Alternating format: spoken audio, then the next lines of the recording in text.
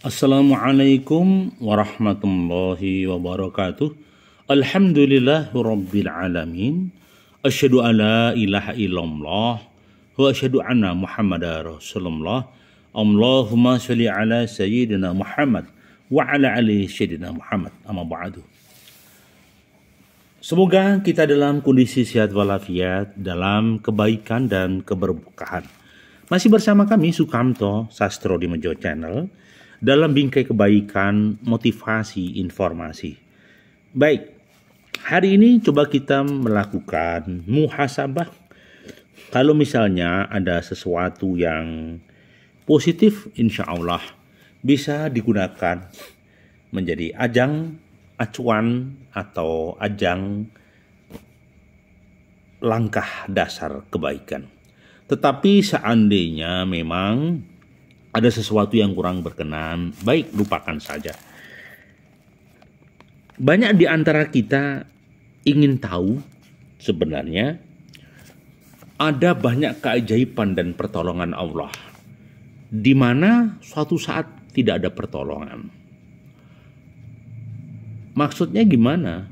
Besok kelak di yaumil hisab ada orang yang kebingungan mencari pertolongan. Ada orang yang mencari kebingungan, mencari naungan. Ada orang yang bingung mencari tempat berteduh, tetapi sulit untuk menemukannya. Maka ada sebuah konsep 7 kelompok manusia yang akan mendapatkan naungan Allah dikala tidak ada naungan. Ada 7 golongan yang mendapatkan pertolongan Allah, di mana waktu itu tidak ada pertolongan selain Allah. Siapa saja itu? Ya, saat di hari kiamat nanti, satu imam orang, ya imam, yaitu orang yang mengurus urusan kaum muslim yang adil. Imam yang adil ini insya Allah akan mendapat naungan di hari akhir atau di hari kiamat, manakala tidak ada naungan kecuali naungan Allah. Kenapa imam yang adil? Bayangkan saja, seorang pemimpin yang punya kekuatan, punya power, tidak berlaku adil, sebaliknya justru zalim. Ketika imam itu zalim, akan membuat derita, nestapa rakyatnya. Maka saya katakan, imam yang adil, janjinya Allah akan dinaungi di hari yang tidak ada naungan. Kenapa? Imam yang adil itu mensejahterakan, mendamaikan, dan memuliakan. Yang kedua, pemuda yang mulai tumbuh dewasa dalam beribadah kepada Allah. Seorang pemuda, ya, kadangkala mereka masih muda, malas, masih muda, nggak rajin ibadah, muda-muda, masih muda, foya-foya. Ya, umumnya begitu, tetapi ini anak muda yang hatinya tertambat pada masjid, yang rajin ibadah. Maka pemuda yang luar biasa ini, insya Allah akan dinaungi Allah manakala teriknya matahari, panasnya waktu di akhirat membuat manusia terkapar dan menderita. Tetapi pemuda yang rajin ibadah tadi dinaungi oleh Allah. Karena umumnya pemuda malas beribadah. Pemuda enggan ibadah, enggan puasa, enggan sholat. Kalau ada pemuda yang rajin ibadah, insya Allah luar biasa. Yang ketiga, orang yang hatinya senantiasa tergantung pada masjid. Loh kok bisa? Ya, Anda bayangkan di zaman akhir orang hanya bicara cuan, orang hanya bicara materi, orang bicara profit, orang bicara keuntungan. Aku ento opo, aku ento opo, aku proyekku piye, sukses fee-nya kayak apa.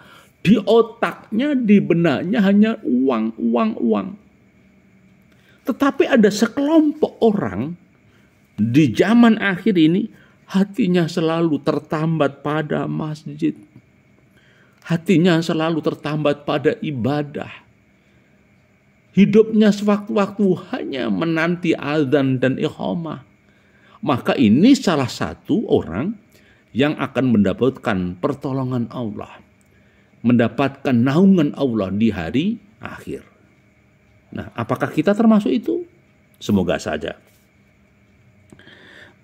Itu yang ketiga. Keempat, dua orang ya, yang saling mencintai karena Allah dan mereka berkumpul berpisah karena Allah.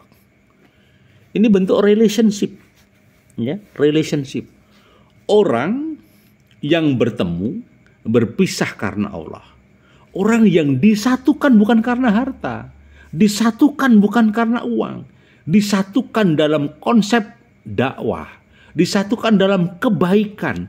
Hanya yang diraih mardotilah, ridhonya Allah.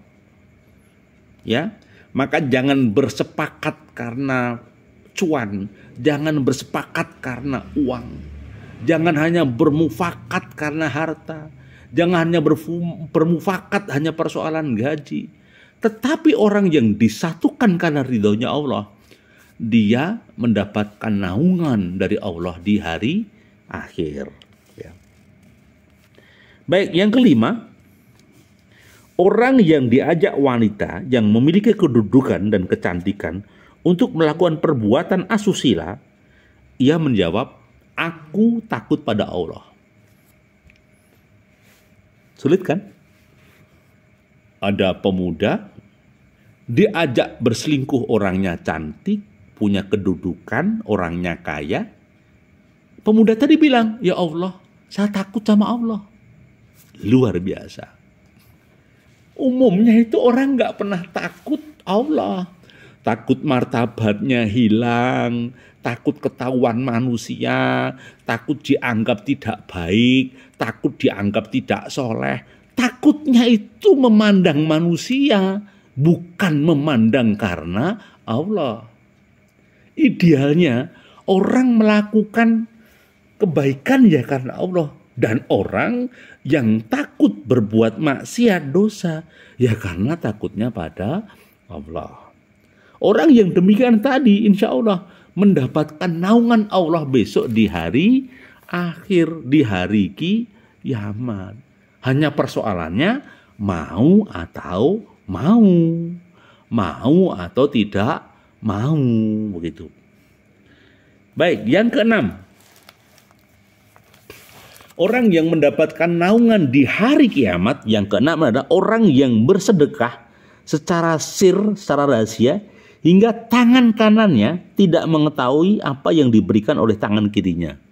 Maksudnya ketika orang itu bersedekah, dirahasiakan, tidak tahu, hanya Allah yang tahu, orang tersebut akan mendapatkan pertolongan Allah, mendapatkan maunah, mendapatkan naungan di hari kiamat. Maka hati-hati. Jadi kadang orang bersedekah, diumumkan. Ya bagus kalau sekedar niatnya untuk diteladani. Tapi yang kita takutkan, orang sedekah diumumkan menjadi ria. Orang sedekah diumumkan ya menjadi ria, pamer. Nanti sedekahnya bukan karena Allah, tetapi sedekahnya ingin pujian manusia. Maka sekali lagi, inamal amalu binniyat, bahwa setiap kebaikan sedekah kita jangan mencari pujian manusia. Ya, bosku. Lah, untuk apa? Ya untuk mardotillah. Mencari ridhonya Allah, bukan karena pujian, gitu. Dan yang ketujuh, orang yang mengingat Allah di tempat yang sunyi lalu keduanya matanya berlinang air mata karena takut Allah. Misalnya seseorang yang dia bermuhasabah, berkhalwat menyendiri, melakukan istighfar, ya Allah, astaghfirullahaladzim, astaghfirullahaladzim, ya Allah, ampuni dosa kami, ampuni masa lalu kami, ya Allah, jauhkanlah dari siksa neraka, ya Allah.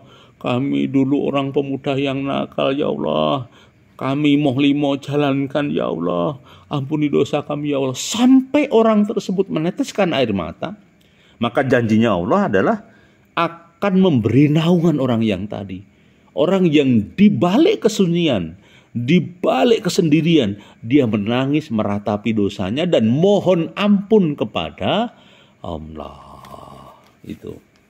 Jadi kami simpulkan 7 orang tadi yang mendapatkan naungan Allah besok. 1. Imam yang adil. 2. Pemuda yang ahli ibadah. 3. Hati seseorang yang terpaut kepada masjid. Kemudian yang keempat, orang yang ketemu dan berpisah mencintai hanya karena ridhonya Allah. Kemudian yang 5, orang yang diajak selingkuh sama wanita cantik, kaya, tapi dia tidak mau karena takut sama Allah. Itu yang 5. Yang ke-6, orang yang bersedekah secara sir, tidak ada yang tahu kecuali dirinya dengan Allah. Yang ke-7, orang yang dalam kesunyian menangis, si dosanya istighfar, meneteskan air mata, takut karena Allah. Itu yang akan mendapatkan naungan di hari kiamat, manakala tidak ada naungan apapun. Ya, sekali lagi, marilah kita jaga. Semoga ilmu ini ada yang bermanfaat, ya. Dan jangan segan-segan kita terus memperbanyak kebaikan, memperbanyak sedekah, karena tangan yang di atas lebih baik daripada tangan di bawah. Tangan yang di atas adalah orang yang selalu rajin memberikan sedekah, sedangkan tangan yang di bawah adalah peminta-minta. Harapan kita, lisan kita, bibir kita, pendengaran kita, hati dan pikiran kita menjadi amal sedekah yang bermanfaat di dunia wal akhirah. Masih bersama kami Sukamto Sastro di Mejo Channel. Mohon maaf bila ada sesuatu yang kurang berkenan, yang mengganggu pikiran saudara-saudara sekalian. Sekali lagi, bila ada benarnya, mohon itu diyakini, itu pertolongan Allah. Manakala ada banyak kekurangan, itu karena kekeliruan kami dan kedoifan kami. Terima kasih masih bersama kami Sukamto Sastro di Mejo Channel. Terima kasih. Assalamualaikum warahmatullahi wabarakatuh.